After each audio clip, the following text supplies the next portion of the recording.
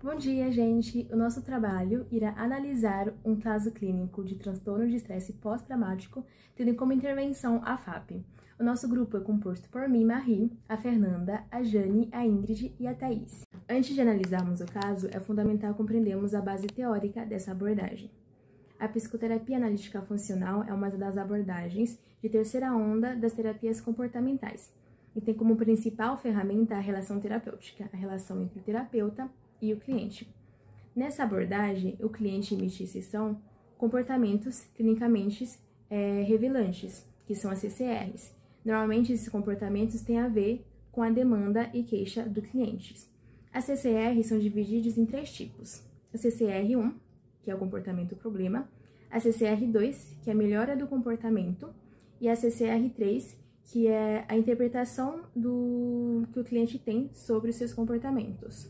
E para que o terapeuta possa atuar de forma eficaz e modelar os comportamentos de melhora, ele deve se basear em 5 regras, sendo essa a primeira, observar a frequência dos comportamentos dos CCRs, em segundo, evocar eles em sessão, em terceiro, reforçar a melhora desses comportamentos, em quarto, avaliar o efeito daquele reforço que no terceiro passo no comportamento do cliente, e em quinto lugar, que é o mais importante, a gente pode dizer assim, que é a generalização daqueles comportamentos.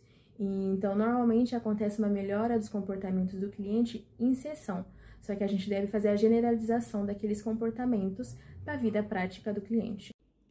O caso clínico utilizado para realizar o trabalho é de uma mulher de 45 anos com o nome fictício de Patrícia. Ela é casada, mãe de 3 filhos e professora de escola de educação infantil. Ela procurou primeiramente atendimento psiquiátrico, porque mesmo após 5 meses de um assalto que ela sofreu, ela continuava tendo comportamentos e sentimentos de insegurança, hipervigilância, irritabilidade e não conseguia dormir adequadamente de noite, coisas que anteriormente não ocorriam.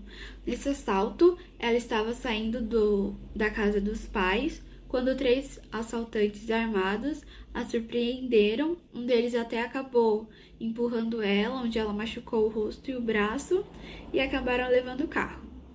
Então, após isso, até a família dela começou a se queixar das reações excessivas e prejudiciais à saúde e à rotina deles, ocasionando discussões familiares, entre outras coisas.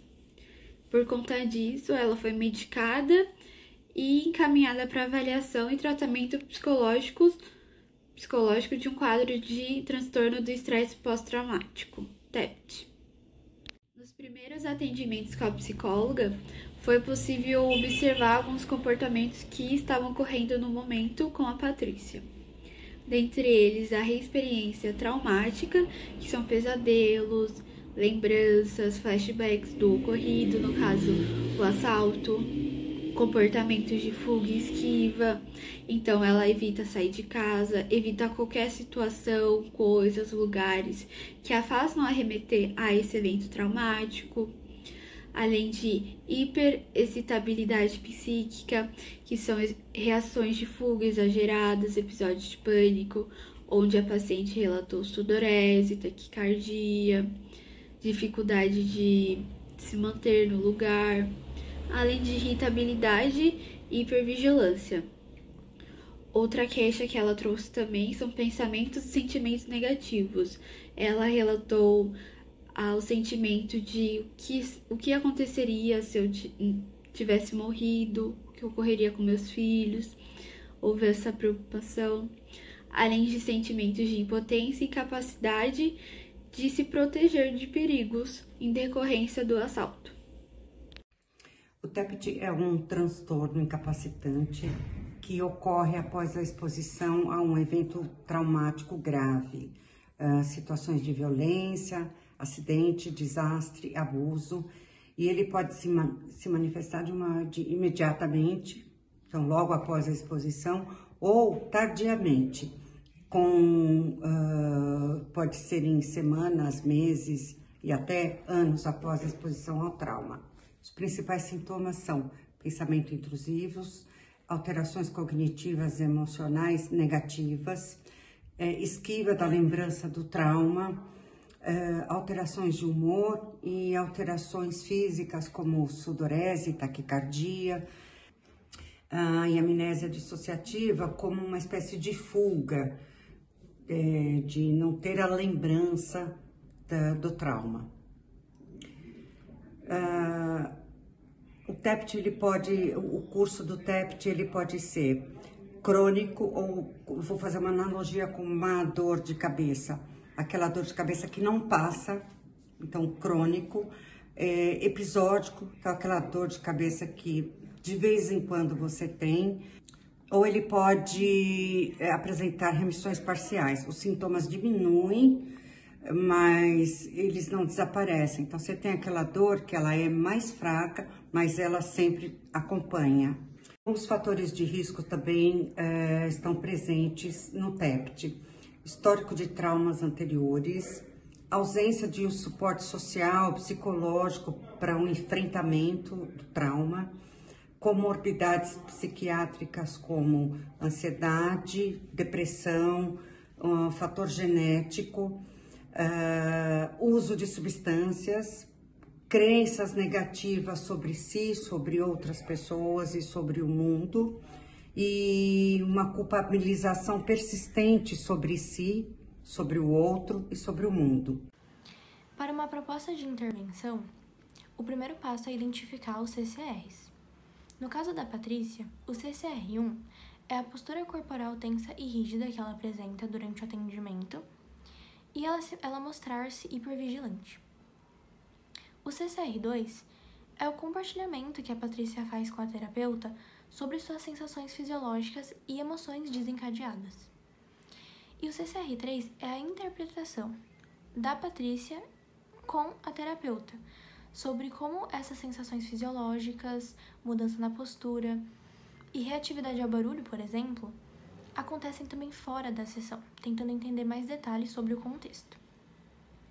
Outra técnica para essa intervenção seria o reforço natural e imediato. Então, quando a Patrícia se mostra mais consciente sobre seus próprios comportamentos e os compartilha com a terapeuta, a profissional reforça de forma natural, validando a ação. Uma terceira técnica seria evocar os comportamentos-alvo. Então, a terapeuta cria oportunidades dentro da sessão para que Patrícia consiga notar o seu corpo, com perguntas disparadoras. Então, como está o seu corpo agora enquanto você está me contando sobre isso? Percebi que você reagiu ao barulho. O que passou aí dentro nesse momento? E uma última técnica seria generalizar para fora da sessão. Então, a Patrícia é incentivada com frases ditas pela terapeuta a praticar pequenas atitudes no dia a dia. Você percebeu o seu corpo antes mesmo de reagir. Isso é exatamente o que pode te ajudar nas situações de ruído na rua. Quando você percebe o que influenciou sua mudança na postura, pode voltar a apresentar uma postura menos tensa mais facilmente no seu cotidiano. Pensando nos aspectos que justificam a intervenção selecionada para o caso de Patrícia, em primeiro lugar, é importante pensar na identificação dos CCRs. Patrícia emite comportamentos em sessão, comportamentos estes como a hipervigilância, essa reatividade a ruídos, essa tensão corporal. Esses comportamentos, eles refletem diretamente o transtorno de estresse pós-traumático. Quando nós observamos esses padrões de comportamento no momento presente, no aqui e agora, isso nos ajuda a compreender como que esse trauma ele se manifesta no momento presente. Algo que é extremamente importante para a Patrícia, que ela tenha essa compreensão. Então, isso vai permitir com que ela inicie mudanças comportamentais a partir desse contato no aqui e agora. Outro aspecto importante da intervenção selecionada para o caso é o reforço natural e imediato. É importante que Patrícia seja reforçada imediatamente quando compartilha sensações, emoções. Isso incentiva mudanças comportamentais que são tão desejadas por ela. Além disso, esse reforço imediato, natural, também fortalece a relação terapêutica, algo que é essencial na FAP, e também aumenta a sua consciência corporal. Pensando sobre a evocação de comportamentos-alvos, é interessante refletir como que essas perguntas sobre o corpo e as próprias reações de Patrícia vão favorecer essa identificação de sinais internos e internos. Ou seja, isso vai ampliar, vai aumentar o seu repertório de autopercepção. Essa estratégia também favorece o reconhecimento dos sinais de tensão antes mesmo que essa resposta de medo se intensifique. E o último ponto, extremamente importante na intervenção, é a generalização para fora da sessão. Então, é muito importante que Patrícia, ela compreenda, ela aprenda a usar esses novos comportamentos fora do ambiente terapêutico, né? Ela aprenda a generalizar realmente, a usar esses comportamentos no seu cotidiano, no seu dia a dia, em outros contextos, especialmente nas situações que acionam essa hipervigilância. Então, incentivar essas pequenas práticas, né, para além do ambiente terapêutico, vai ajudar a reduzir os comportamentos de esquiva e também vai aumentar o seu enfrentamento nos contextos reais do seu dia a dia. Finalizando, o caso clínico apresentado possibilitou que a gente realizasse uma proposta de intervenção a partir da FAP, que é a psicoterapia analítico-funcional, que tem como principal ferramenta clínica a relação terapêutica. Então, considerando as questões que a paciente trouxe, a gente conseguiu observar que os comportamentos dela eram disfuncionais e causavam prejuízos no seu dia a dia, assim como as suas relações sociais, tendo como antecedente o assalto, que ocasionou em um trauma e se agravou até um transtorno de estresse pós-traumático.